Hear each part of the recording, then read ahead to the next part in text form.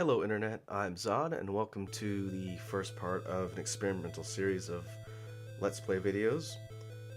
As you can see from the screen that was just flashing there, the game that I'm going to be attempting to play through here is the old classic from the NES 8-bit library, Blaster Master. And this game is probably one of my favorites from the Nintendo, if not my number one favorite for a couple reasons. But I figured it'd be interesting, since I've never done it on this channel, to play through the game and talk through my history with it. Maybe talk a little bit about some of its development, or, just as I play through the game, try and see how much I remember.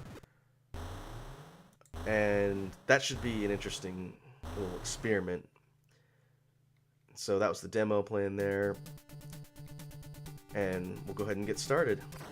So as you can see from the intro screen there, the whole premise of the game that we got here in the West is the main character, this guy here, Jason. He had a pet frog named Fred, and one day Fred got out and ran into the yard, and for some reason Jason had a large chunk of radioactive material there, and Fred touched it, grew to a giant size, and then fell into the planet. So Jason chased after him, and at the bottom of the hole, turns out there's this tank, Sophia. I believe it's Sophia the Third. And so Jason jumped in the tank and set off to find his pet frog, which is a pretty simple and somewhat silly premise for the video game, but not too unusual for the 8-bit library games that were coming out on the NES. One thing that's worth noting is the original game that came out in Japan was called Meta Fight, and that game had a much more complex plot. It involved a sort of post-apocalyptic world where these mutants had taken over, and there's some people that created the tank here as a way to fight the mutants. So definitely a lot more in-depth plot than Blaster Master. But I feel like the original idea, since in its kind of silliness, has a bit of charm to it.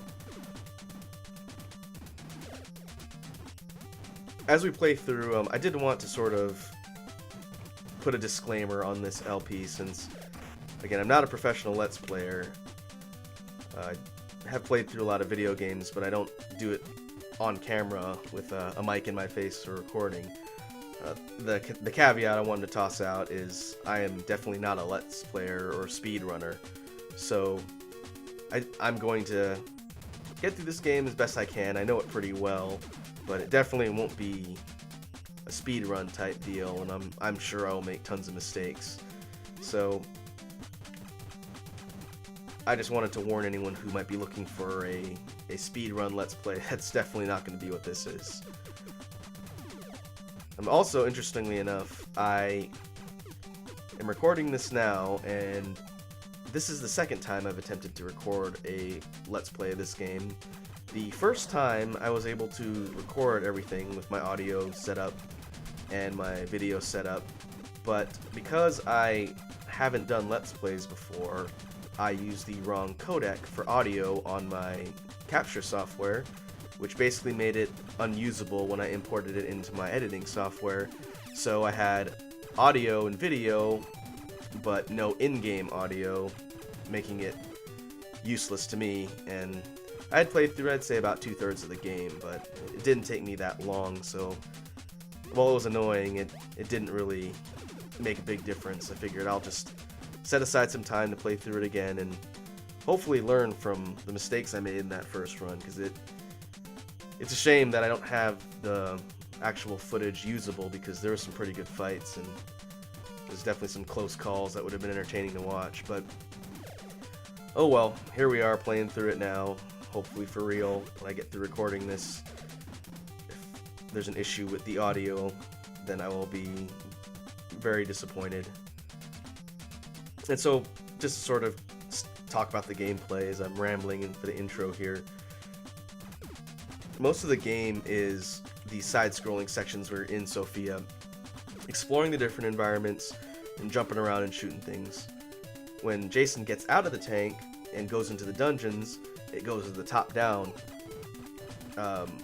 mode, and basically he has his gun, the pea shooter, which has been upgraded so now it goes across the screen, and his short-range grenades, which do a lot of damage but don't have much reach.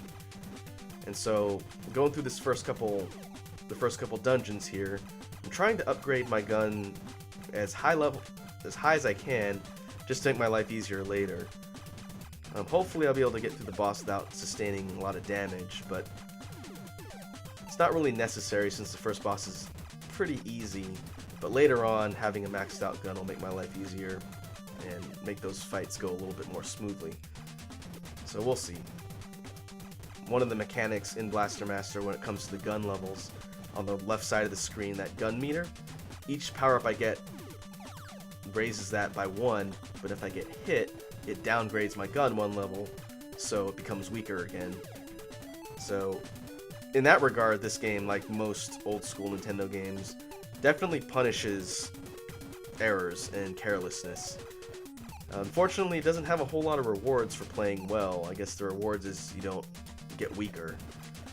But it's a pretty unforgiving game. That's what it's known for, but I still like it. It's got a kind of special place in my heart, and one of the games as a kid that I was never able to beat was definitely Blaster Master, so it'll be fun kind of playing through it again and seeing how much I remember. And just for the record, it wasn't until I was in college and I was able to play this game on an emulator that I actually beat it. But that was using save states, so to me that's kind of cheating. So for the sake of this Let's Play, if for some reason, well, when I die, if I lose all my continues and have to start the game over from the beginning, I will use the magic of editing to get back to where I left off camera, and then I'll pick up the video from there so that you guys don't have to watch me grind through the entire first part of the game to get to where I need to go. Because I would say, difficulty-wise, the most challenging thing with Blaster Master is the fact that there are limited continues. I believe it's 2 or 3 lives per continue and 5 continues total, and if you burn all those, then you gotta go back to the very beginning of the game and start over.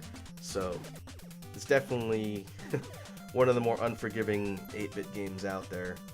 So we'll see how that goes. So where I'm going now, I've gone to the bottom of this sort of submerged lake. I'm going to be making a direct path for the boss. See if I can get power-ups for my gun on the way, but if not, then I'll just see if I can get through the boss, taking as little damage as possible, and then I'll be able to save my gun upgrades for level 2, which is really where it comes in handy. The first boss isn't too bad. One thing I did on my first playthrough is I got all the way to the first boss with a maxed out gun and got hit a bunch of times and lost my gun. So we'll see if that happens here. It's why I didn't spend time farming all the dungeons, because I will inevitably make a mistake and it'll cost me my upgrades, but that's okay. So these sort of circular sentry things almost look like little eyes. Will move in one direction, either up and down or side to side. So it's tricky to make sure you don't move into their path and get hit. And those little gray bots, which are present throughout the entire game, will just sort of run at you and shoot you. And there's a pink version later that are much more difficult to deal with. And that guy just shoots you a bunch once you shoot him.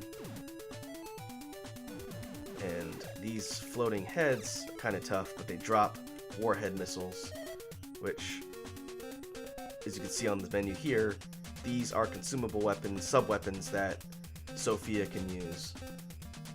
And so homing missiles are here, which are, in my opinion, the most useful. Thunder Break, which is moderately useful, and the warhead missiles.